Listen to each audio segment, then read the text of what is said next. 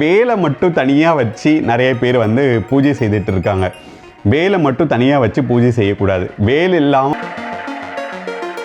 வேல் பூஜை அப்படின்றது வந்து நிறைய பேர் வந்து ஐயோ பால் ஊற்றி அப்புறம் வந்து பஞ்சாமிர்த அபிஷேகம் அப்படி சன்ன அபிஷேகம் அப்படிலாம் கிடையவே கிடையாது. ரொம்ப முருகர் வழிபாடு அப்படின்றது இந்த கலியுகத்தில் வந்து கண்டிப்பாக வந்து ஒவ்வொருவரும் பண்ண வேண்டிய ஒன்று. முருகர் வேற, நீங்கள் ஒன்ஸ் பூஜை செய்ய ஆரம்பிச்சிட்டிங்கன்னா அந்த இடத்துல அந்த தேவதைகள் வந்து அதுக்கு உயிர்ப்பு வந்ததாக ஒரு ஐதீகம். ஆகவே அதனால தான் நம்ம வீட்டில் ஒரு நாளைக்கு ஒரு முறையாவது கோவில் உள்ளார என்ட்ரானோடனே முழுமையாக இறைவனை நம்ம சரணாகதி அடையணும். அவரை மட்டுமே நம்ம நினைக்கணும். கண் திறந்து பார்க்கணும். வெளியில் வந்து சுற்றி வந்து பிரகாரத்தில் உட்காந்து கண் மூடி தியானம் பண்ணணும்.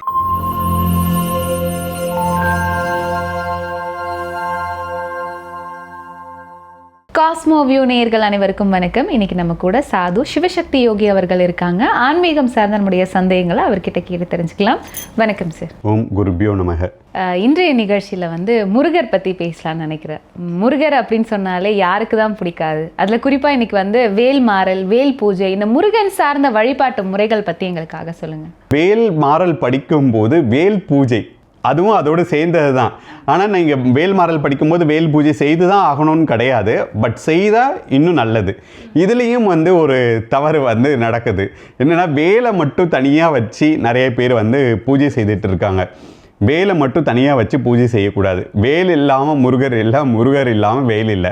அந்த வேலை வந்து நம்ம ஆதிசக்தி வந்து முருகருக்கு வந்து ஞான வேலாக கொடுத்தாரு, வெற்றி வேலாக கொடுத்தாங்க. அந்த வேலை வைத்து தான் சூரபத்மனை வந்து அவர் வந்து வென்றார்.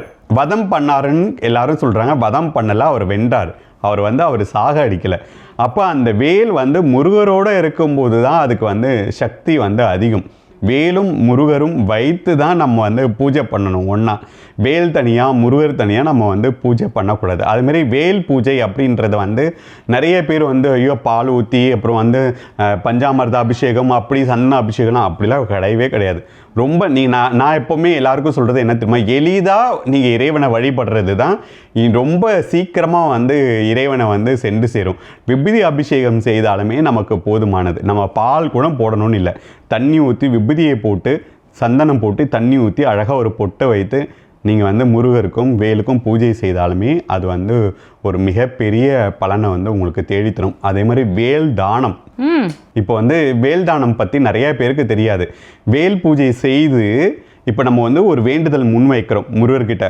முருகா, நான் வந்து இந்த வேண்டுதலை வந்து முன்வைத்து நான் வேல் பூஜை ஆரம்பிக்கிறேன். எனக்கு இந்த வேண்டுதலை நீ முடிச்சு கொடு. நான் வந்து உனக்கு வந்து வேல் தானம் வந்து நான் மக்களுக்கு பண்ணுறேன். நீங்கள் வந்து வேண்டுதல் வேண்டிக்கிட்டு வேல் பூஜை செய்யலாம். வேல் பூஜை செய்து முடித்த பிறகு நீங்கள் கோயிலுக்கு போய் உங்கள் கோரிக்கை நிறைவேறிடும். அந்த 48 நாள் ஒரு மண்டலமும் நீங்கள் எத்தனை நாள் கணக்கு வச்சுருக்கீங்களோ அத்தனை நாள் நீங்கள் பண்ணிவிட்டு கோவிலுக்கு போய் முருகரை தரிசனம் பண்ணிவிட்டு அங்கே வரக்கூடிய பக்தர்களுக்கு வேல் தானம் செய்யணும். இப்போ யாராச்சும் நமக்கு ஒரு வேல் கொடுக்குறாங்கன்னு வச்சுக்கோங்களேன், அது வேல் இல்லை, உங்களுக்கு செல்வம் வருது அப்படின்னு அர்த்தம். நிறைய பேர் இது வெளியில் தெரியலையே தவிர நிறைய பேர் இது செய்துட்ருக்காங்க. நீங்கள் போய் பார்த்தீங்கன்னாக்கா வேல் வந்து அங்கே வரக்கூடிய பக்தர்களுக்கு வேல் தானம் செய்துட்ருக்காங்க. அந்த வேலை வாங்கிட்டு வந்து நம்ம வீட்டில் வைக்கும்போது நமக்கு நிறைய செல்வங்கள் சேரும். ஏன்னா வேல் வந்து ஒரு சாதாரண இது கிடையாது. அதுக்கு வந்து அவ்வளோ பெரிய பவர் இருக்குது. ஸோ அப்போ வந்து நம்ம வேல் தானம் நம்ம பண்ணலாம். இப்போ சில பேர் வந்து புதுசாக வீட்டில் வச்சு வேல் பூஜை பண்ணிகிட்டு இருப்பாங்க. அப்போ கேட்பாங்க, நம்ம வந்து வேல் பூஜை பண்ணேன், நான் ஒரு கோரிக்கையை முன்வைத்து பண்ணேன், அது நடந்துருச்சு, ஆனால் இதுக்கப்புறம் எனக்கு டைம் இருக்குல்ல, இல்லை என்னால் ரெகுலராக பண்ண முடியாது, அந்த வேலை நான் வீட்டில் வச்சுக்கலாமா அப்படின்னு சொல்லிட்டு கேட்பாங்க. கண்டிப்பாக நீங்கள் வீட்டில் வச்சுக்கலாம். அதை கொண்டு போய் நீங்கள் வந்து சில பேர் சொல்லுவாங்க, நீங்கள் வந்து பூஜை செஞ்சுட்டு உங்களால் பூஜை செய்ய முடியலைன்னா அந்த வேலை எடுத்துகிட்டு போய் நீங்கள் கோயிலோடைய உண்டியில் காணிக்கையாக வந்து நீங்கள் போட்டுருங்க அப்படி அப்படிலாம் பண்ணணும்னு கிடையாது. நம்ம வீட்டில் வந்து எல்லா சுவாமிகளும் வச்சிருக்கிற மாதிரி நம்ம வேலும் முருகரையும் ஒன்றா வச்சுருக்கலாம். முருகர் வழிபாடு அப்படின்றது இந்த கலியுகத்தில் வந்து கண்டிப்பாக வந்து ஒவ்வொருவரும் பண்ண வேண்டிய ஒன்று. முருகர் வேற சிவன் வேற கிடையாது. ஏன்னா மானசீகமாக நான் வந்து ஒரு சிவன் பக்தர். நான் யோசிப்பேன், ஏன் நம்ம வந்து முருகரோட கனெக்ட் ஆகணும் அப்படின்னும் போது பார்த்திங்கன்னா ஒரு அகண்ட ஜோதி நம்ம பரம்பொருள், அதிலிருந்து ஒரு ஜோதியாக உருவானவர் தான் முருகர். 2 பேருக்கும் ஒரு பெரிய வித்தியாசம் கிடையாது. முருக பக்தி உள்ளவங்களுக்கு பார்த்திங்கன்னா சிவபக்தியும் சேர்ந்து இருக்கும். ஆனால் நிறைய பேருக்கு இந்த முருக வழிபாட்டில் வந்து ஒரு குழப்பம் இருந்துக்கிட்டே இருக்குது. இப்போ வேல்மாறல் அப்படின்னு எடுத்துக்கிட்டிங்கன்னா, இன்றைக்கி வேல்மாறல் நிறைய பேர் படிக்கிறாங்க. ஆனால் அது எப்படி படிக்கணும், என்ன மாதிரி முறைகளை வந்து பின்பற்றணும் அப்படின்றது நிறைய பேருக்கு தெரியல. முதல்ல வேல்மாறல் எப்படி பிறந்தது அப்படின்னு பார்க்கலாம். அது 1928ஆம் ஆண்டு வள்ளிமலையில் வந்து ஒரு மந்திரவாதி வந்து நான் தான் திருலோக முருகன் அப்படின்னு ஆணவத்தோடு இருந்தான். அப்போ ஸ்ரீமத் சச்சிதானந்த சுவாமிகள் வந்து அருணகிரிநாதர் எழுதிய வேல் வகுப்பு மந்திரம் 16 வரி மந்திரத்தை வந்து முன்னும் பின்னுமாக 4 முறைகளாக அமைத்து வேல்மாறல் மந்திரத்தை பாடுறாரு. அங்கே வந்து அந்த மந்திரவாதியோடைய ஆணவம் அழியுது, வேல்மாறல் பிறக்குது. இப்படி தான் வேல்மாறல் பிறந்துச்சு. இந்த வேல்மாறல் எதுக்காகனா, ஒரு மனிதனுடைய ஆணவம் அழியிறது மட்டுமே இல்லை, அவனுடைய கர்மாவும் அழியும். அதே சமயத்தில் அவன் வாழ்க்கையில் என்ன நோக்கத்துக்காக வந்து அந்த வேல்மாறலை படிக்கிறானோ அது நடக்கும். ஏன்னா அவர் வந்து அந்த மந்திரவாதியுடைய ஆணவத்தை அழிக்கணுன்ற நோக்கத்தில் உருவாக்கினது தான் இந்த வேல்மாறல் மந்திரம். அப்போ வேல்மாறல் மந்திரத்தை வந்து நம்ம வந்து ஒரு கோரிக்கையை முன்வைத்து நம்ம படிக்கணும்.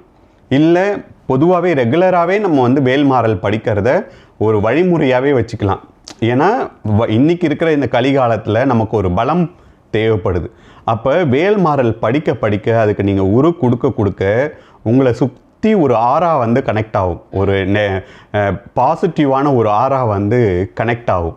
அப்போ நீங்கள் ஒரு கோரிக்கையை முன்வைத்து வேல்மாறல் படிக்க ஆரம்பித்தாலும் சரி, ரெகுலராக நீங்கள் வேல்மாறல் படிக்க ஆரம்பித்தாலும் உங்களுக்கு வந்து நிறைய நன்மைகள் வந்து அதனால் நடக்கும். இப்போ வேல்மாறல் அப்படின்னாலே ரொம்ப பெருசு அப்படின்னு நிறைய பேர் சொல்கிறாங்க. இது எப்படி டெய்லியும் நாங்கள் படிக்கிறது ஒன்றும் கேட்குறாங்க. இப்போ நான் சொன்னேன் பார்த்தீங்களா, அது வந்து மொத்தமே வந்து 16 வரி மந்திரம் தான். அப்போ அந்த 16 வரி மந்திரத்தை வந்து அவர் முன்னும் பின்னுமாக அமைத்து 64 வரிகளாக வச்சுருக்காரு. அந்த 16 வரியை நீங்கள் மனப்பாடம் பண்ணிட்டாலுமே ரொம்ப ஈஸியாக வந்து உங்களுக்கு வந்து வேல்மாறல் வந்து மனப்பாடம் ஆகிடும். நல்ல ஒரு நாலேஜ் உள்ளவங்க வந்து 2 நாளில் மனப்பாடம் பண்ணிடலாம். நார்மலாக இருக்கிறவங்க 1 வாரத்தில் வந்து மனப்பாடம் பண்ணிடலாம். அப்போ நீங்கள் வந்து உட்காந்து தான் படிக்கணும் அப்படின்றதுல நம்ம வந்து வீட்டில் இருந்தாக்கா ஒரு விளக்கேற்றி ஒரு பாலோ கல்கண்டோ திராட்சையோ ஏதோ ஒன்று வைத்து நம்ம வந்து நைவேத்தியம் பண்ணி முறையாக வந்து அந்த வேல்மாறல் படிக்கலாம். இதை படிக்கும்போது நான் சொன்ன மாதிரி நீங்கள் என்ன கோரிக்கையை முன் வைத்து இப்போ 48 நாள் வச்சு நம்ம படிக்கலாம். 1 மண்டலம் 2 மண்டலம் அந்த மாதிரி நீங்கள் வச்சு படிக்கலாம். ஒன்ஸ் நீங்கள் அது மனப்பாடம் ஆகிடுச்சுன்னா டெய்லியுமே கூட படிக்கலாம். நான் சொன்ன மாதிரி அந்த ஆறா உங்களை சுற்றி ஒரு நெகட்டிவான இதெல்லாம் இல்லாமல் ஒரு பாசிட்டிவான ஒரு வைப்ரேஷன் வந்து க்ரியேட் ஆகிடும். அப்போ அது நிறைய நன்மைகளை நமக்கு தேடி தரும். அதே மாதிரி விக்கிரகம் வந்து ரொம்ப பெருசாக வைக்கக்கூடாது. அதாவது எப்போவுமே பார்த்திங்கன்னா இவ்வளோ தான், எந்த ஒரு இதுவுமே வந்து இந்த அளவில் தான் இருக்கணும் விக்கிரகம். ஏன்னா நம்ம எந்த அளவுக்கு விக்கிரகங்களை பெருசாக நம்ம வச்சிட்ருக்கிறோமோ அந்த அளவுக்கு நம்ம நைவேத்தியங்கள் வந்து நம்ம கொடுக்கணும். இப்போ பார்த்திங்கன்னா எல்லா இடத்துலையும் சுவாமிலாம் விஸ்வரூபம் எடுத்து இருக்குது. எங்கே பார்த்தாலும் விஸ்வரூபத்தில் தான் வந்து சுவாமியோட சிலைகள் இருக்குது. பெரிய ஆமாம். இப்போ வந்து நம்ம புராண கதைகள்லாம் பார்க்கும்போது என்ன பண்ணுவோம், ஒரு அறக்கட்டை அழிக்கும் போது சுவாமி என்ன பண்ணுவாங்க, விஸ்வரூபம் எடுப்பாங்க. அப்போ வந்து இந்த கலிகாலத்தில் விஸ்வரூபம் எடுக்குதுன்னா இங்கே வந்து அதர்மத்தை அழித்து தர்மம் நிலைநாட்டப்பட போகுது அப்படின்னு அர்த்தம். இது கோவிலில் வைக்கிறாங்கன்னா அதுக்கு தகுந்த மாதிரி அவங்க பூஜைகள் பண்ணுவாங்க, அதுக்கான நேம நிஷ்டைகளை வந்து கடைப்பிடிப்பாங்க, அதுக்கான நைவேத்தியங்களை கொடுப்பாங்க. ஆனால் நம்ம வீட்டில் வந்து ரொம்ப பெருசாக நம்ம சிலை வைத்தோம்னா நம்ம வந்து திடீர்னு நம்மளால் பூஜை பண்ண முடியாமல் போயிடும், நம்ம வெளியில் போயிடுவோம். அந்த மாதிரி பண்ணக்கூடாது. நீங்கள் எந்த ஒரு படம் வைத்தோ அல்லது சிலை வைத்தோ நீங்கள் ஒன்ஸ் பூஜை செய்ய ஆரம்பிச்சிட்டிங்கன்னா அந்த இடத்துல அந்த தேவதைகள் வந்து அதுக்கு உயிர்ப்பு வந்ததாக ஒரு ஐதீகம். ஆகவே அதனால தான் நம்ம வீட்டில் ஒரு நாளைக்கு 1 முறையாவது நாம் விளக்கேற்றணும் அப்படின்னு இருக்குது. இங்கே கேட்டால் என்னமா சொல்கிறாங்க, நான் காலையில் வேலைக்கு போகிறேன், எனக்கு டைமே இல்லை, சாயங்காலம் வரத்துக்கு லேட் ஆகிடுது.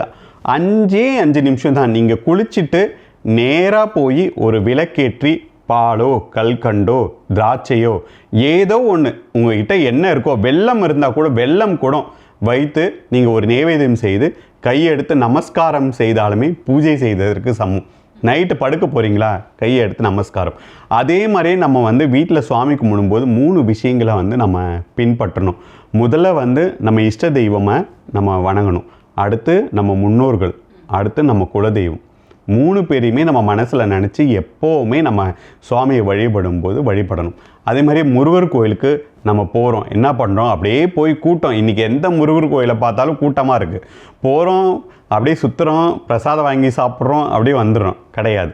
முதல்ல நம்ம வந்து கோவிலுக்கு போனால் மொபைல் சுவிட்ச் ஆஃப் பண்ணிடணும். கோயில் உள்ளார போன உடனே நம்ம மூலவர் முருகரை நல்லா கண் திறந்து பார்க்கணும். எதுவுமே நீங்கள் வேண்டாம், கண் திறந்து அவரை பாருங்கள். அப்படியே சுற்றி வந்து உட்காருங்க. உட்காந்துட்டு கண்ணை மூடுங்க.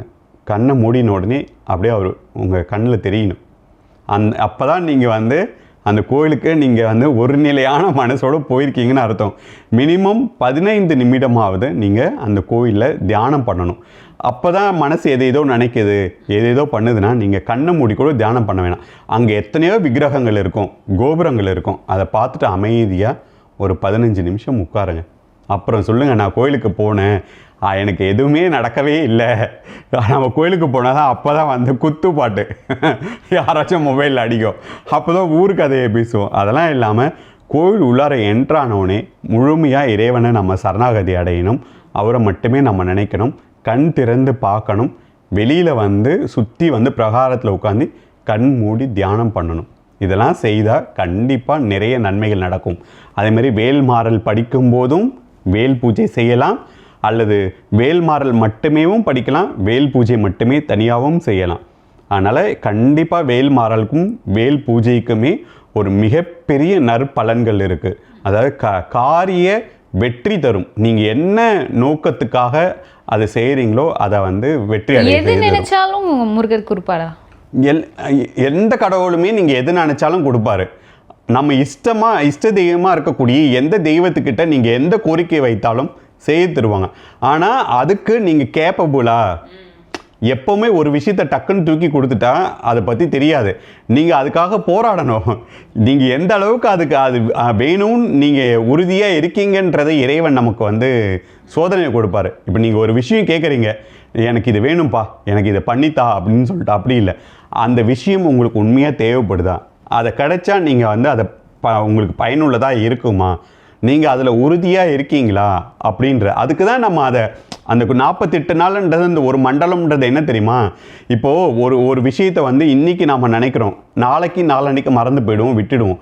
அந்த 48 நாளும் ஒரு நிலையான மனதோட உங்கள் கோரிக்கையை முன்வைத்து இறைவனை நீங்கள் வணங்கும்போது ஒரு குறிப்பிட்ட நாளுக்கு அப்புறம் உங்களுக்கே நீங்கள் நினைக்கிறது சரியா தவறா, நீங்கள் வச்ச கோரிக்கை கரெக்டாக, நீங்கள் அதில் உறுதியாக இருக்கீங்களா அப்படின்னு நம்மளுக்கு அப்போ தான் ஒரு 10 நாளில் நமக்கு நிறைய ப்ரெஷர் வரும். இதை பண்ண முடியுமா, பண்ண முடியாதா, அப்புறம் அந்த நமக்கு நேரம் இல்லாத போகும். அதெல்லாமும் தாண்டி அந்த 48 நாளும் அதை நம்ம கரெக்டாக பின்பற்றுறோமா, அதுக்கான முயற்சியை நம்ம செய்கிறோமா, இறைவன்கிட்ட அந்த கோரிக்கைக்கு நம்ம வந்து கேப்பபுளாக இருக்கோமா அப்படின்றத அவர் பார்ப்பார்.